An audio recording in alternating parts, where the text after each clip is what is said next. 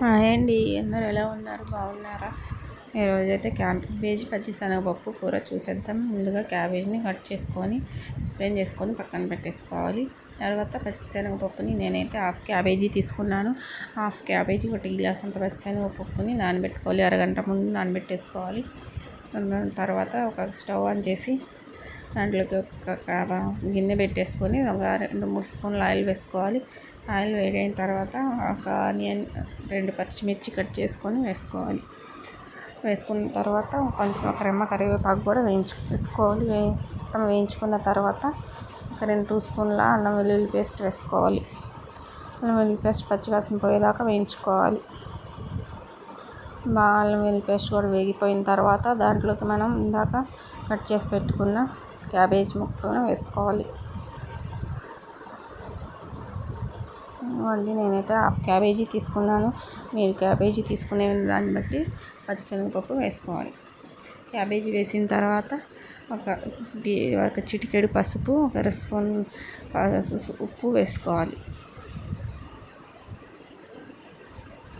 వేసుకొని బాగా కలిపేసుకోవాలి. కలుపుకొని ఒక పావు గంట 20 నిమిషాలు ఉడికినివ్వాలి.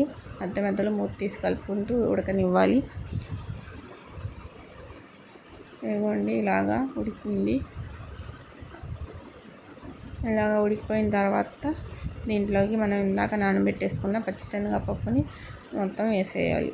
వాటర్ తీసేసి పచ్చిశనగపప్పుని వేయాలి.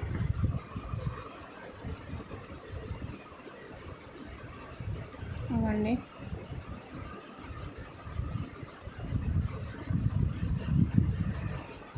ఇలాగా మొత్తం వేసేసుకోవాలి. వేసి వీటన్నిటిని కూడా బాగా కలిపేసుకోవాలి.